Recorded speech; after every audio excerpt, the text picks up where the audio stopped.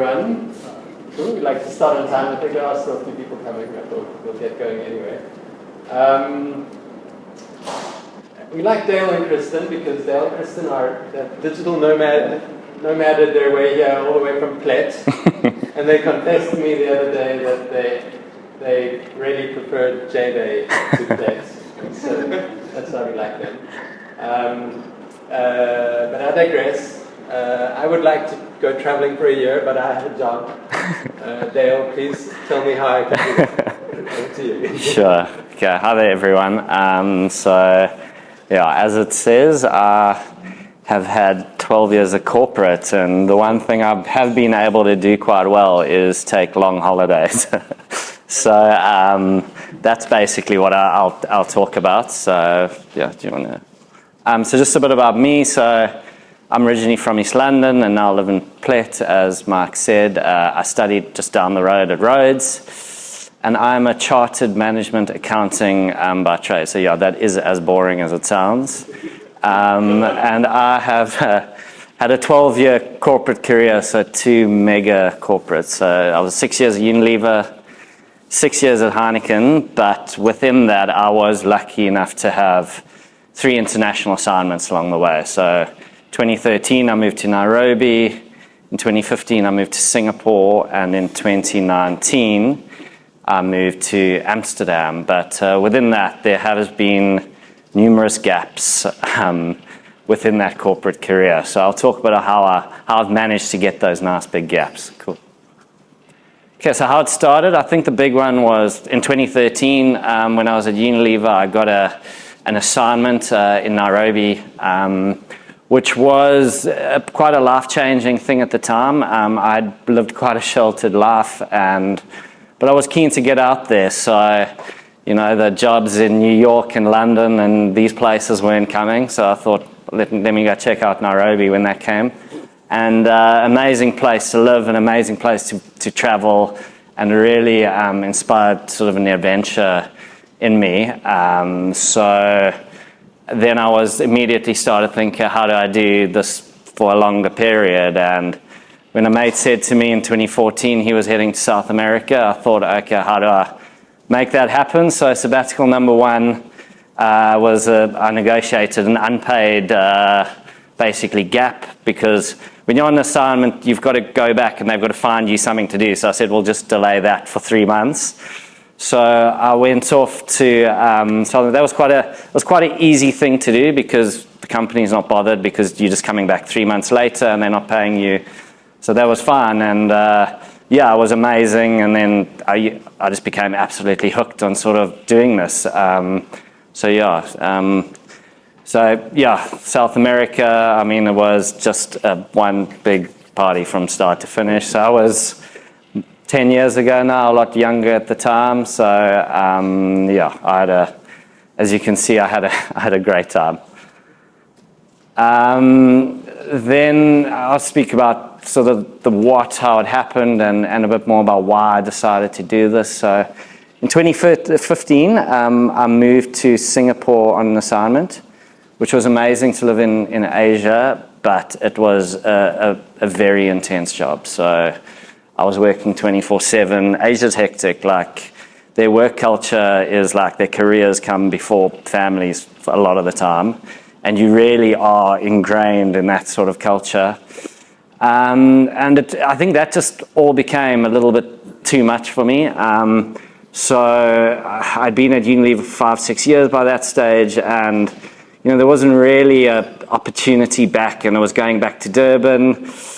And I think I just became a little bit like anti-corporate by that stage. I became a bit angry, and I thought, I'd had a taste for that first trip. So then I quit Unilever for good. And, I'd always sort of had a dream to sort of solo travel around the world for a year. And that's what I did. So I traveled, I volunteered, I learned some Spanish along the way. And off I went. So that was my Spanish family. Saw some whale sharks, took 700 dogs for a walk in Costa Rica, met some met some really amazing people along the way, and it was. I think it sort of started as maybe, I could do 6 to 8 months, and then when you're there and you just, you're living it, it became quite hard to come back. I think my time when it ended, I think I was in Panama at the end of it, and someone said, "Oh, should we go see? There's a cave in water," and I was like, "If I go see another cave, I'm gonna jump off it." So I was like, "Okay, time to go back." After it was about a year, and I was like, "You know what? That's probably enough." You start losing a bit of that real passion, but that was an amazing time as well. So then in 2016, I was very lucky. I got a job through a friend, a temp job at Heineken, and I very much settled into sort of life in Joburg. Within that, I did have a 6-month assignment in Amsterdam, which was cut short because of COVID. But yeah, if anyone's lived in Joburg, it's a great place, but it is all-consuming, and you can very much get lost in that. You sort of drive in traffic, and everyone looks a little bit angry, and everyone's trying to find the next deal kind of thing. And I sort of got a bit lost in that, and then I think it was, for me, it was almost time to go again. I think you're probably all wondering how I'm paying for all of this. I'll get to that I'll get to that at the end. So then I was sort of thinking about sabbatical number 3, and this one was going to be very different. So by that stage, I had a fully rooted life in Joburg. I bought a place, I had furniture, I had a girlfriend, I had there she is. Also these, all these sort of things to negotiate and untangle. But what drove me to that point? I think I'd really got to the point where life was just passing me by. It was every day was the same. It was just this constant traffic and malls, and half an hour into work, half an hour out, and I just drained the soul out of me. And I think I also felt like we all did that. By the time COVID was done, it was quite a mentally anxious sort of time. And I think the biggest one was probably at that point, I had a big health scare in 2020, hence the sock. So I was littered with blood clots, and I had to really start making some, it was quite bad. For me, it was that big realization that sort of life is finite. And when it actually reminded me of just a quick story. I was in the 2016 trip. I get to my dorm room, and there was a 70-year-old guy above me. I was like, it's a bit strange. So anyway, got to meet him and met him at breakfast, and he said, "Okay, I'm going to head out for the day, and you want to come take bus?" He wanted to go somewhere. I said, "Yeah, sure, I'll come along." Anyway, I got to meet this guy and got to hear his story and how he ended up at that age in a dorm room in El Salvador. And he was sort of, his wife had just passed away, and basically had just, lived a whole life of that generation of Korea, and was depressed, and said that he had to make a big change in life. And he decided to learn, at the age of 70, he learned Spanish and traveled from the top to the bottom of Latin America over 12 months. And I'd met him right at the end, and he was an incredibly inspirational guy. And I remember him on that beach, him saying, when he was telling me, and he said, the biggest risk of all is the risk you can do it later. And he said that was his biggest regret, is he always thought he could travel later, but I found it quite inspirational that he hadn't given up, and he was sort of living his dream at that age. So I'd always sort of remembered that, and I was also 34 at the time, and by that, in my mind, I was like, it's once you have a family and kids, it's very hard to sort of do this stuff. So I felt like it was one more big trip, never the last, but before you start adulting. But I think this time I was very tired. Well, not tired, but I didn't want to do it alone. So Kristen and I were still together at that point, and she works fully remotely, so she could come join me for 7 months while she worked. And I'd built up a sort of a group of friends around the world that I was planning to visit. And that's what I did on this trip. Is I basically traveled seeing mates around the world, seeing my brother. And on that note as well, like it's a very good relationship test to go traveling with a possible spouse. I think if you can survive a month in India together, then you probably know that it's a good fit. So that was the third trip. And a mate from Cape Town met me in Nepal, and we trekked the Himalayas, and finally got to meet my niece in the States, and Kristen and I getting a diner shot at the Taj Mahal. So yeah, it was so amazing to experience that trip with so many people along the way, as after doing it solo the previous time. I think in the whole year I was alone for sort of three weeks, so that was great. I just put this picture here because when I finally quit from Heineken, one of my mates said to me, he said, basically, you're going to feel like Andy Dufresne in the Shawshank Redemption after he's crawled through 100 yards of shit and has come out the other side clean. So, and it did feel like that after I'd resigned from Heineken. So basically how I sort of planned and did this. So I think I very much traveled on the cheap, specifically the early ones. So backpackers, longer stays, limit the time in restaurants.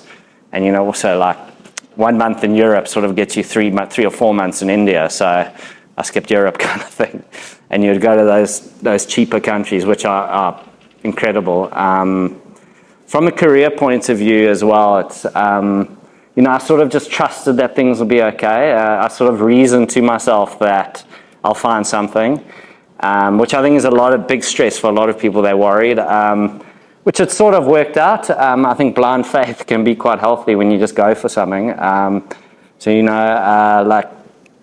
I've sort of fallen into consulting, which has been great, which I didn't plan. I just sort of backed myself to find something. And financially, so I manage my personal finances like a business. So I track my spreadsheets, I invest, I sort of plan. I mean, I'm an accountant at the end of the day, so I plan meticulously how much these things would cost, how I would do it, when I would need to come back, which took a bit of the fun out of it, but it was quite important. And I think the biggest one was probably, as my corporate career went up and I got management positions or whatever, my cost of living stayed the same.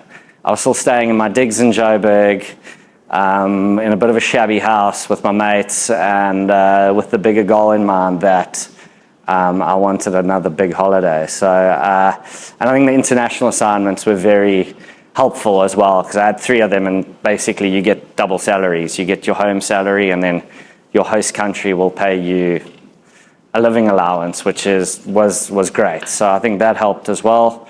And then, as I said, I planned my escapes meticulously. So I knew what I wanted at the end, and I'd planned 3 or 4 years sometimes, with an idea that I wanted to do that kind of thing. So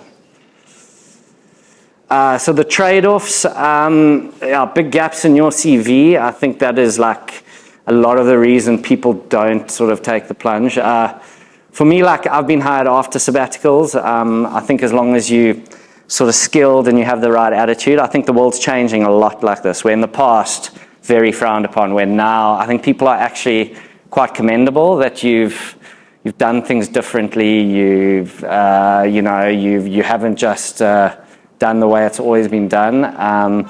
But also I think like being a consultant can help you close those gaps quickly as well if you find something, as opposed to just jumping into a big another corporate job. Obviously a trade-off is financially. It's your income goes to zero, but your expenses are obviously growing. But I think now I would do it differently, where I think the world's changed and there's so many ways now of getting almost a second income stream. So where back then, talking 10 years ago, you just had your income and then you'd stop earning. Well, I think now you can manage it a lot better. And so many people I've met are, fully traveling while they go. I mean, working kind of go, which isn't my sort of idea. I sort of somewhat like to separate the two. I think there's nothing worse when you're in an amazing place and you've got to go sit on meetings with ourselves for like 8 hours sometimes or whatever it is. So it's, like that wasn't, but you can. And the other thing was the comfort. Like I didn't buy a lot of the things I probably would have, or I would have liked, because I just knew that financially it's going to hit me down the road. So it was a lot of sort of meticulous planning. So what's next? Like I said, I'm consulting now. Started a business with a mate. We'll see how that goes. So I'm doing things a bit differently, but not at all close to going back to corporate if the right thing came up. I think a lot of people have this, perception that corporate is just quite like draining and all in, and you're in a box, and it's which it is, but it is also like it comes with its perks of, in COVID, I was paid my salary when South Africa banned alcohol, and Heineken had to stop trading, and that security was really something that I liked about it. Like I said, remote work's really changed it though. So I think now the options to live the kind of life you want are amazing. But also, I'm not a huge long-term planner. Probably makes no sense of what I've said. I'd plan 3 or 4, but like 10 years, I've got no idea. So it's just, sort of let's see how it goes. So just finishing off I'm up time. On reflection, I think what I realized is these were partially a choice. It got to the stage after like 5 or 6 years when you're in that grind, I just had to get out. It was either I would like leave, or sometimes you want to kill someone on some days, kind of thing. So it was partially doing it for my own sanity because I needed that reset. But I do like coming back to a structure after a trip, like that sort of world of being an influencer and showing how great your life is 24/7 for 10 years. It wasn't really for me. I like to come back to a bit of a normal routine, and after a year, you just set up your own little home and a bit of structure. But like I said, I did have that big inner struggle with being caged up in a corporate, but like looking back, it gave me the ability to live and sort of travel the world. And I don't know how else I would have done that. I think if you're entrepreneurial, that gives you that freedom. It's amazing, but it's also, quite constricting that you can't resign. You've worked so hard for something. So it's like, it's pros and cons, I suppose, but no regrets. So that's it. That's my story. Yeah. Cool. Thanks, Daryl. Questions? So it's a good question. So I got quite fortunate that I landed into it. So I came back and through one of my old guys I worked with at Heineken, and he knew someone that needed someone to do financial modeling for an importer. And I did that, and then it sort of triggered in something that there's actually quite a big need, and companies are more like they actually want to hire less. And the way they can fill in those short-term gaps is get in consultants, pay them a higher sort of hourly wage a lot of the time. And then I fell into that. And then now I've also got another piece of luck where I'm setting up the financial structures for a tech company, and one of my mates is a part of that.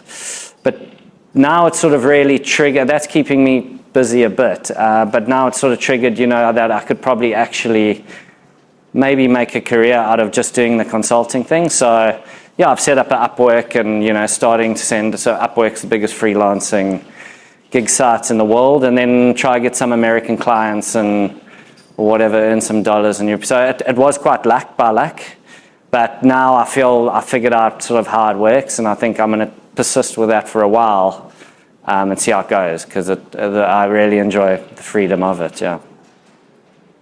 Sounds like by luck and by your old corporate network. Yeah, the old corporate network. Yeah.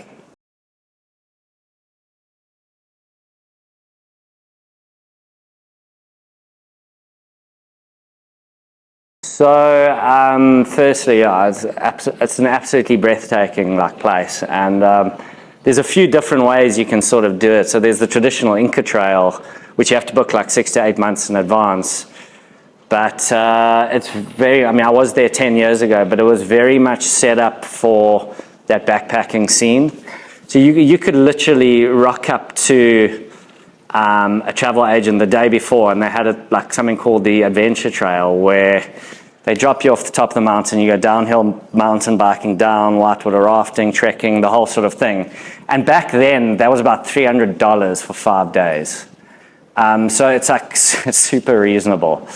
So yeah, so it's I'm sure it's changed now, but it's actually a lot more affordable than for a trip like that than you would think. But yeah, I think like the key thing is just planning it out, setting it out, getting an idea of what the itinerary is, and just going for it. I think, yeah, but it is an amazing, just far to get to.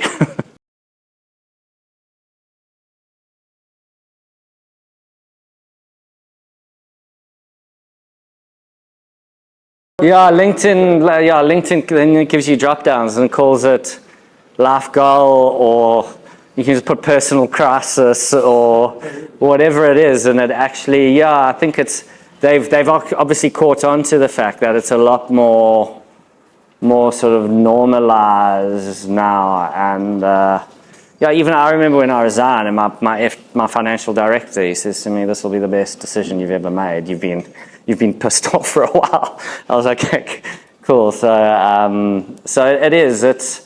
And immediately, like, I've had interviews since. They haven't worked out, but Heineken approached me to come back for a job in India. In the end, they didn't. It didn't happen for whatever reason. But they're not. It's actually, I think I built it up in my head a bit. I think once you start being out of it for 4 or 5 years, or 3 years, then it's different, because then like, well, are you even in this profession anymore? But if it's a year or two at a time, I think a lot of people are more admirable than they maybe showing the kind of characteristics that they sort of want, or especially for these a new age kind of business.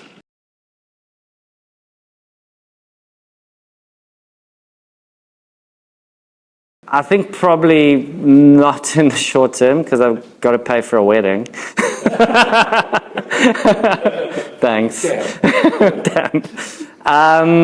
So I think it's, but I think for me, that's why I think consulting, because then you do sort of projects month to month, and you'll pick up a few projects, maybe work for a year and then take a break kind of thing. I think for me, what like I would see what Kristen would do is, are we sitting in like a spectacular part of India, and I'm off going trekking, and she's sitting there and I was just like, for me, I need, and some people are really good with that. They can just manage it so well, and they actually need to use their brain where I didn't really feel that need. So it was like, yeah, I don't see myself ever, but I think like, for me, it's the remoteness of consulting, and you do that for certain stints is probably how I would approach, like for me, but I think everybody's different. I think probably half the people in this co-working space are now benefiting from that remote work kind of thing, because it's completely changed it, yeah. All these long stays are great as well. So when we were in Europe now, we'd spend sort of 3 weeks at each place, and then you can sort of embed yourself in a little community for a while, which I think a lot of people do here, and come surf for like 2 or 3 months or whatever it is, and then that's a lot easier to manage. Cool. Yeah. How long are you guys still around for? We leave back to Plett next week. Yeah. Okay, cool. Thanks so much for sharing. That's cool. And we'll catch you all next week, Thursday. Cool. Thanks, Mark. Thanks, Scott.